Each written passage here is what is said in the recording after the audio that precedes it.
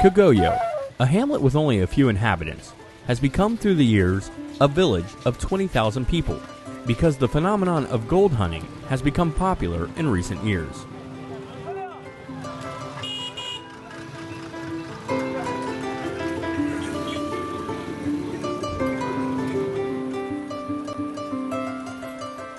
Kagoyo is located at 50 kilometers in the west, away from the Kangaba and the rural commune of Nugani, in the southeast of Malai. This village is crowded with people who have come from all horizons and have gradually settled themselves around a traditional mining site. Every year during the dry season, thousands of people rush there to hunt the precious yellow mineral.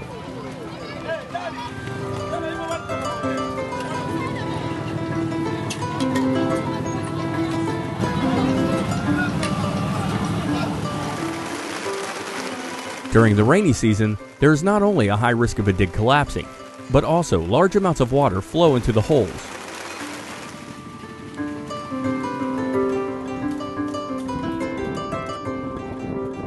Despite its unfavorable geographic location in the deep forest of the Guinean border, Kagoyo attracts many people from all horizons every day.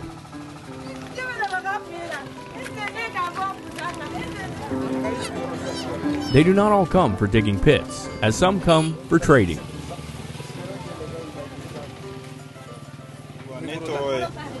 I used to do street commerce in Bamako, but we, the street merchants, used to get into trouble with the authorities. Then, when I heard about this place, I immediately made the decision to come here. Thanks to God the Almighty that things are getting much better around here. Some mobile traders do their best to reach their customers everywhere they go, whereas others have settled on some big shops full of various goods around the village.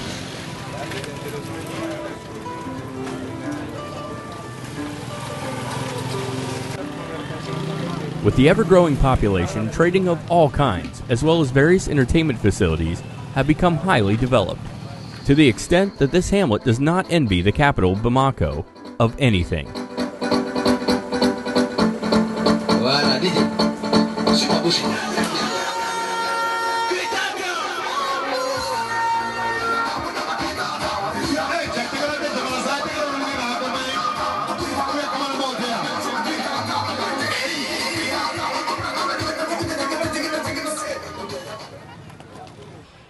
It was neither a traditional village nor a division, but a hamlet that has now become a village.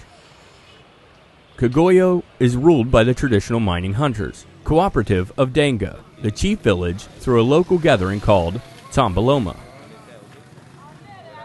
Our film crew was fortunate to fall upon a workshop of these authorities that was about a phone robbery.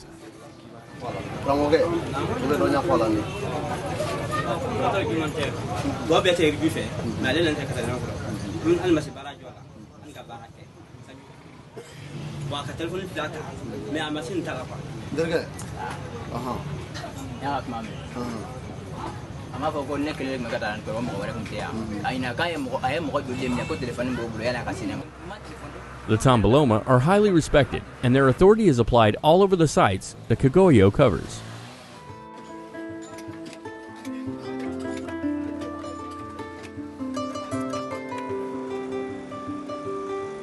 Bagama, which covers about 1 square kilometer, is the main site of Kagoyo. It is located 7 kilometers away from the village. According to some witnesses, this site is the place in that area that contains the highest quality of gold. However, the metallic vein of gold is located deep underground, as the pits go very deep, from 30 meters to 70 meters. So no one needs to be courageous enough to take chances and overlook all the danger in order to climb down the holes and go underground to extract the yellow mineral.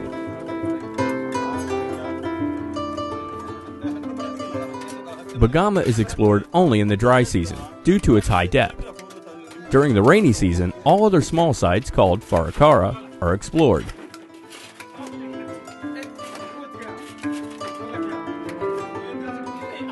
Generally, this kind of exploration is not deep, not beyond a 10-meter depth, but the percentage of gold content is not high.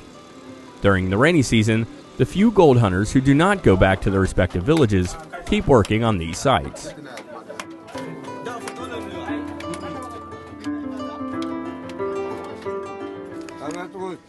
Our film crew followed a highly experienced officer of the gold hunting line in his daily tasks, named Ibrahim Diallo, commonly called Ib. He's a 37-year-old Red Beret officer with 22 years' experience in the field. The term Red Berets in the jargon of the gold workers is used to mean people having sound knowledge and experience not only in gold work, but above all in the belief in the occult sciences. In his youth, Ibrahim left his family and set out for adventure with the purpose of escaping from the ill treatments done to him by his stepbrothers and other family members. Ib started off his adventure by grazing up to the age of 17. From there he heard about Demanda, and then rushed to join the evil life of gold panning that has kept him going for over 20 years. Today, he is a true Red Beret officer who is highly respected in Kagoyo.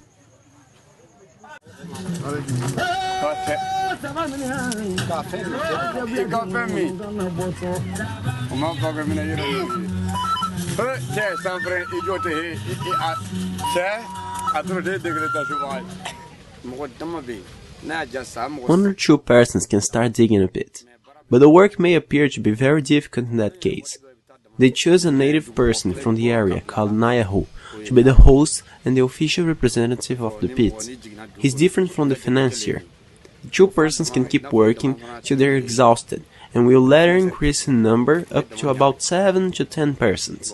The pits around here are very deep, so the diggers will get tired by the time they reach the metallic vein, and then they will need to be replaced by other persons called numbers. While the first workers get rest, the numbers keep on working.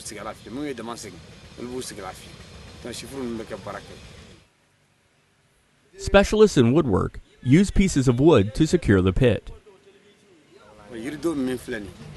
Pieces of wood are used as poles in the underground holes of the pits. They support the pit, but can prevent it from collapsing all the time. The workers are warned about the danger through the crackling sound that will occur, and they will quickly go up to the surface. Then, the carpenters try to replace the pieces of wood so as to save those who are still underground.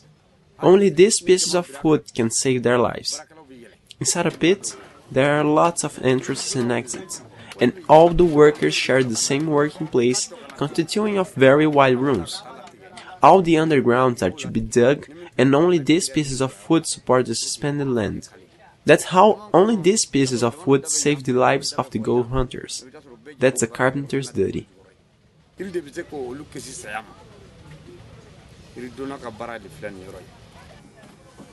The financier is also one of the key actors of the line. The financier's duty is to solve all the financial questions from the beginning to the end. He finances all: food, healthcare, dynamite, and all the small necessities. At the payment, the financier's investment is taken apart from the earned money before sharing it among all the workers.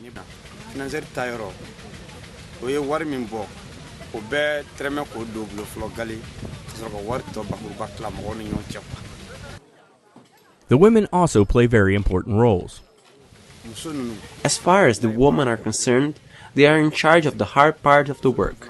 They put the gravel out from the pits and carry it towards the fried model tricycles.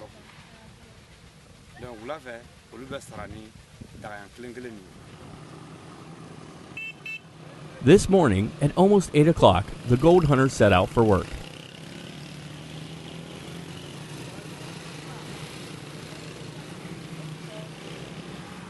As for Ib, our senior officer, is concerned, he must first go to his sacred site to give sacrifices in order to make sure of a successful day.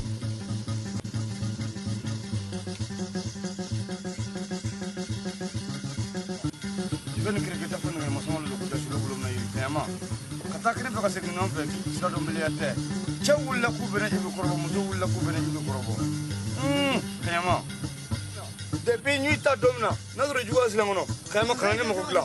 Mena tonne mokla vivio. Kayma tata urule kitat masala urete newa. Kayma neo ye. Iko, kuna mele wasatro kokono. Ne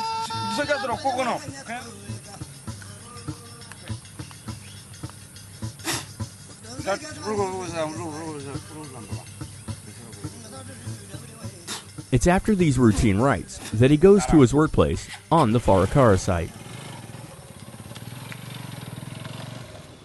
Today, the main site of Bagama is not explorable. Far too much water has been filtered in, and the generating set serving as the pump has broken down.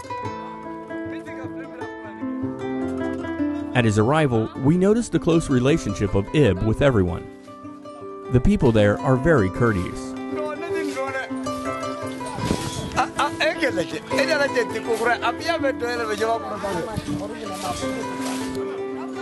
Ib does not waste time.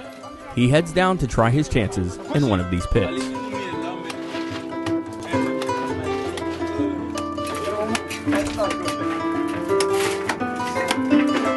Before pulling out the maximum amount of gravel, one has to first test the percentage of gold content carefully.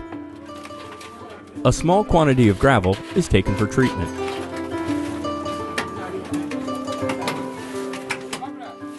After gathering the gravel comes the problem of transportation. Here, the Chinese freight motor tricycles called katakatane in their jargon serves as the means of transport from the sites to the machines of treatment called the crushers.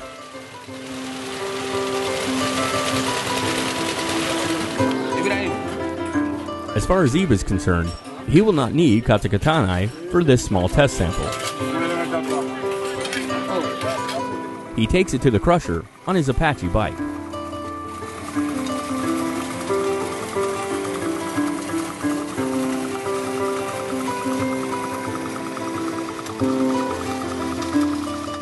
The crusher is one of the machines used for splitting the gravel into pieces in order to extract the gold. The gravel is put into the machine as well as the water from a motor pump in order to extract the gold from it. Then, the gravel comes out in the form of mud or sand onto a rug that holds the gold.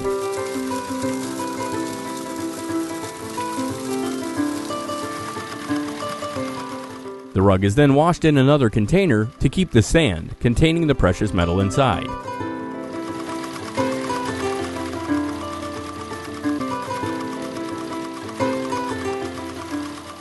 Later come the women who are in charge of lifting, which consists of filtering the sand from the gold until all of it is separated.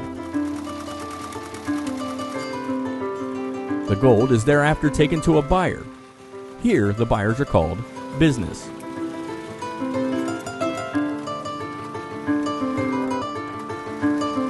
This one provides the useful tools for final separation. It is at that moment that the mercury is used in order to gather all the gold of the recipient.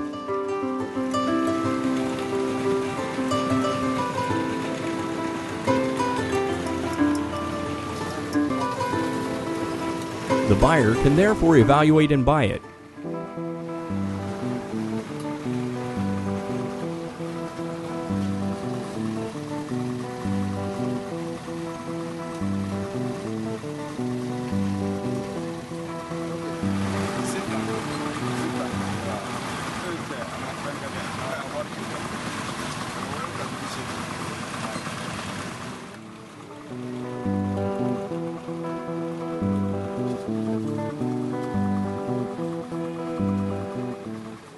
This procedure of treatment is generally used to work the red gravels from the sites of Farakara.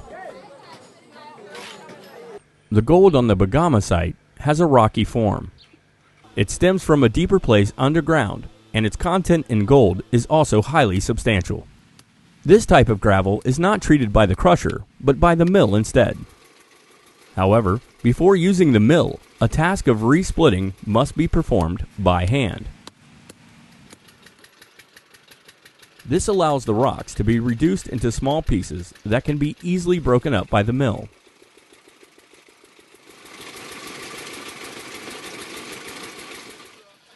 The rock powder from the mill is then taken for washing.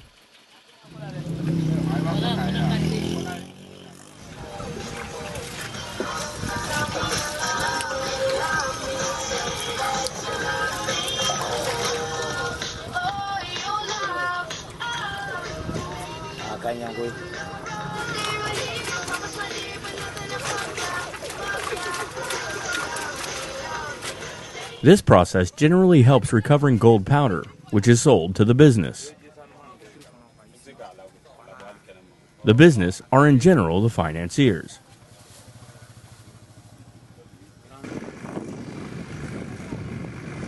On the side of Farakara, the pits are not so deep, but here in Bagama, depths can reach up to 70 meters, and working at such depths is very difficult.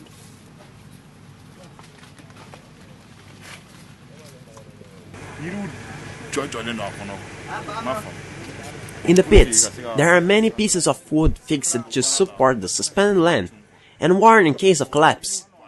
We can often count more than 200 persons in the same hole. It is like a market. We get into disputes, we fight in, then, and do plenty of other things. If you envy this, you can even sleep inside, have your tea, and moreover smoke a cigarette.